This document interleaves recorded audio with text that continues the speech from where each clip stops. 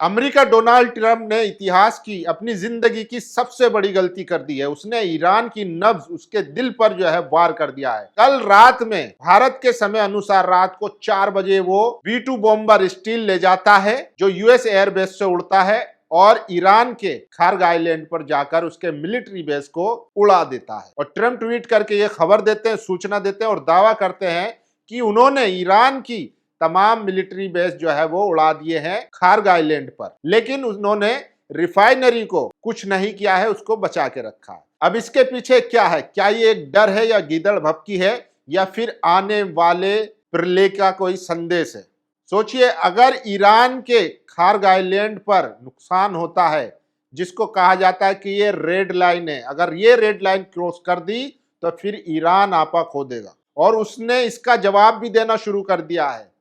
Israel के नेगवेर में जो उसका परमाणु ठिकाना है, जिसको कहा जाता है, वहां पर बैलिस्टिक मिसाइल से धावा बोला है, हाइफा रिफाइनरी पर धावा बोला है और पूरे मिडिल ईस्ट में जहां जहां अमेरिकी रिफाइनरियां सबको निशाना बनाया जा रहा है। सोचिए, खार्ग आइलैंड वो आइलैंड है जहां से ईरान का जो टोटल इकोनॉमी है उसका 40% आता है और 90% जो टोटल ऑयल का है उसका 90% उस आइलैंड पर है, यानी कि वो उसका दिल है। अगर वो धड़कना बंद हो गया, अगर उस पर हमला करके उसको बर्बाद कर दिया, तो फिर ईरान के पास समझौता करने के लिए, बातचीत करने के लिए कुछ बचेगा नहीं, क्योंकि ईरान तो तबाह होगा ही होगा। उसका जो नुकसान होगा उसकी भरपाई फिर कोई नहीं कर पाएगा। इसीलिए क्या ट्रंप ने डरते डरते धमकाने के लिए ये रात में कार्रवाई की है? तो कहीं ना कहीं ये सवाल खड़ा करता है कि आखिर ट्रंप चाहते क्या है। एक तरफ वो ईरान को धमका भी रहे हैं, धमकियां भी दे रहे हैं, दूसरी तरफ वो लिमिटेड अटैक कर रहे हैं। वहीं उनके तमाम एक्सपर्ट कह रहे हैं कि ईरान को इस युद्ध को छोड़ देना चाहिए, इस युद्ध से वापस अपने आप को ले लेना चाहिए, क्योंकि इस युद्ध में अमेरिका के लिए सिर्फ हार है और वित्तीय नुकसान है और सिर्फ बेइज्जती है, इसके अलावा कुछ नहीं है। लेकिन क्या आपको लगता है कि अमेरिका ने जो स्ट्राइक की है रात में, ईरान के पास उसका कोई जवाब नहीं होगा? जो ईरान कह रहा था कि ट्रंप को कि आइए हम तो इंतजार कर रहे हैं आपका, ट्रंप कहते हैं कि हम 1 घंटे में ईरान की बत्ती गुल कर देंगे, उसके पावर ग्रिड को उड़ा देंगे। तो ईरान कहता है कि तुम करके तो देखो, हम आधे घंटे में पूरे मिडिल ईस्ट की बत्ती गुल कर देंगे। तो जो इस तरीके का अज़्म हौसला रखता हो, क्या वो खार्ग आइलैंड का बदला लेने या उससे निपटने का कोई प्लान नहीं बनाया होगा? ऐसा नहीं है, ऐसा उसने पहले ही सोच रखा है। सारी चीजें सोच समझ के बाद उसने ये सब किया। और सोचिए, अमेरिका ने उस जगह हाथ डाल दिया है जहां से पूरी दुनिया को इस युद्ध में चपेट लेगा। खार्ग आइलैंड ईरान के लिए तो महत्वपूर्ण है ही है। अगर वहां पर उसकी रिफाइनरी बर्बाद हो जाती है, उस पर हमला होता है, फिर समझिए कि दुनिया में तेल की जो कीमत होगी वो $200 के पार हो जाएगी। और इसका असर ऐसा नहीं है कि भारत में बैठे लोग बच जाएंगे या जापान में, चाइना में, कहीं दूर दराज देश में जो बैठे लोग हैं वो बच जाएंगे। कोई नहीं बचने वाला, पूरी दुनिया इसकी चपेट में आएगी। अभी तो हाहाकार मचाई, आप देख रहे हैं सिलेंडर के लिए कितनी भीड़ लगी हुई है। तो अमेरिका ने, ट्रंप ने जाने अनजाने में बहुत बड़ी गलती कर दी है, अब जिसका खामियाजा वो भुगतने वाला है। इजराइल तो भुगत ही रहा है, इसके अलावा मैं बता दूं, देखिए कहां कहां रात में इजराइल पे तबाही मचाई है। ये देखिए ईरान ने कुवैत में अमेरिकी एयरबेस पर जो हमला किया था, अब उसमें नया खुलासा हुआ है। जितनी कैजुअलिटी और वॉन्डेड बताए गए थे उससे कहीं ज्यादा ये आंकड़ा है। आंकड़ा 5-6 का बताया गया था, लेकिन 30 से ज्यादा अमेरिकी सैनिक जो है वो उसमें मारे गए हैं या घायल हैं।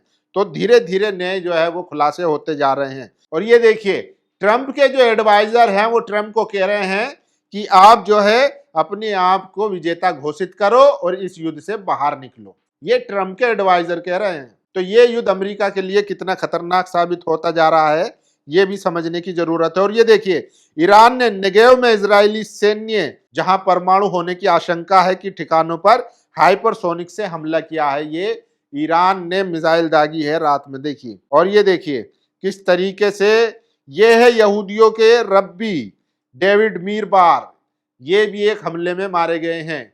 ये इन्होंने ही गाजा को समतल करने का प्लान बनाया था। इनकी ख्वाहिश थी कि गाजा को समतल करके वहां पर कब्जा कर लिया जाए। अब ये जो है खुद इस दुनिया से सिधार चुके हैं, अब क्या करेंगे उसका कुछ नहीं पता। और ये देखिए अमेरिका के जो रिफ्यूलिंग वाले जो जहाज हैं वो एक नहीं दो नहीं 5 से ज्यादा 7 उनके जहाज जो है ईरान ने गिराए हैं।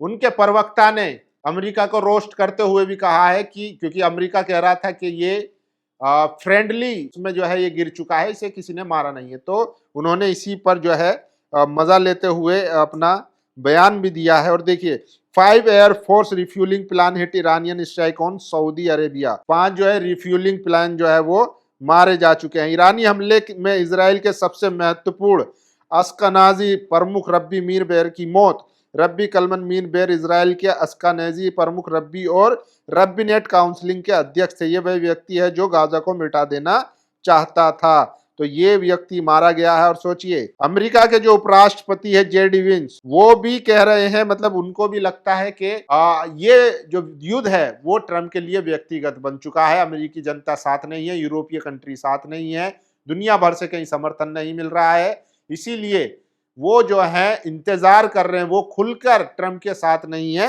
जेडी विंस जो है ये कहा जा रहा है। और देखिए अमेरिका ने $10 मिलियन का इनाम रखा है। ईरान के 10 मोस्ट लीडर हैं, जो टॉप लीडरशिप है, 10 नामों पर $10 मिलियन का इनाम रखा है। अब इसके पीछे वजह समझिए, अमेरिका और इजराइल मोसाद अब ईरान में इतना कमजोर हो चुका है कि उनके पास कोई नेटवर्क ही नहीं है, उनके पास कोई इंफॉर्मेशन ही नहीं आ रही है।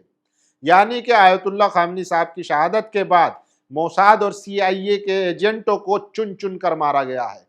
अभी भी खबर आ रही है कि इजराइल में मोसाद के 13 लोग पकड़े गए हैं जो ईरान की महत्वपूर्ण इंपोर्टेंट जगह की लोकेशन को शेयर कर रहे थे। तो ईरान ने इस बार जो है अंदर बैठे तमाम जो गद्दार थे, जो एजेंट थे, जो मोसाद के पैरोकार थे, उन सबको भी निपटाया है और बाहर अमेरिका और इजराइल दोनों को सबक सिखाने का काम किया है। तो ईरान ने इस बार स्ट्रेटेजी अपनी बदली है और अंदर से लेकर बाहर तक हर जगह हर मोर्चे पर अमेरिका और इजराइल को मात दी है। ये पोस्टर बताता है कि अमेरिका कितना डेस्परेट है, उसको कोई इंफॉर्मेशन नहीं मिल रही है, इसलिए वो $10 मिलियन का इनाम रख दिया है, जिसमें ईरान के सुप्रीम लीडर आयतुल्लाह खामनी साहब भी हैं और अली लारिजानी भी हैं। मतलब ये टॉप लीडरशिप है जो 10 नाम लिए जा रहे हैं।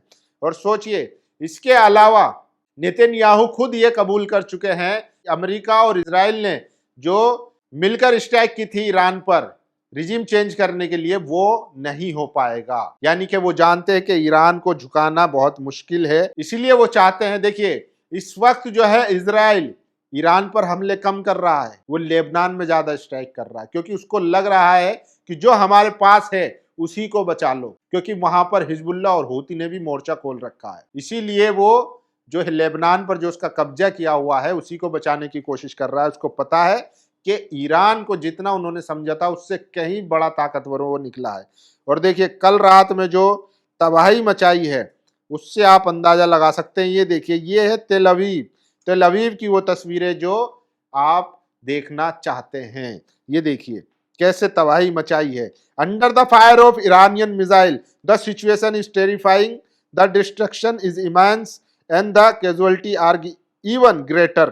तो लोग मर रहे हैं, सड़कों पर चीखें निकल रही हैं इजराइलियों की। ये देखिए मतलब पूरी रात जो है तबाही मचाई है ईरान ने। वहीं दूसरी तरफ अमेरिका ने जो हमला किया था उससे साफ पता चलता है। ये देखिए ये तेल अवीव की तस्वीर है और ये कोई AI और फेक वीडियो नहीं है। हम वीडियो आपको नहीं दिखाते हैं, नहीं दिखा सकते हैं क्योंकि यूट्यूब की गाइडलाइन है, लेकिन उसके बावजूद थोड़ा थोड़ा स्क्रीनशॉट देखते रहिए ताकि आपको पता चल सके कि किस तरीके से रात तबाही मचाई है।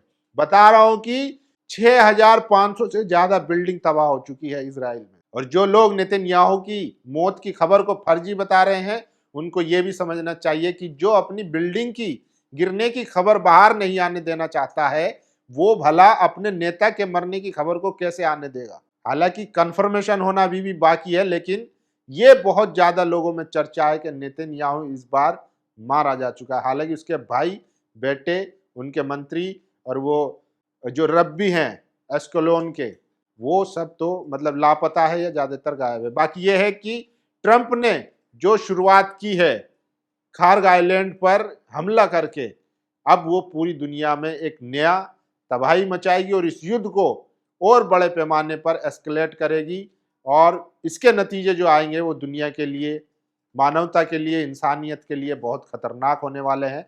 क्योंकि युद्ध किसी भी चीज का सॉल्यूशन नहीं है, युद्ध किसी भी मसले का हल नहीं है, युद्ध खुद एक मसला है।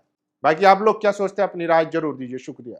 नेशनल दस्तक की आपसे गुजारिश है कि अगर इसको बचाना चाहते हैं तो नेशनल दस्तक को सब्सक्राइब करने के लिए रेड कलर के सब्सक्राइब बटन को दबाएं, फिर बेल आइकन की घंटी दबाएं। नेशनल दस्तक को बचाने के लिए बहुत जरूरी है कि हर खबर को शेयर करें, लाइक करें, कमेंट जरूर करें।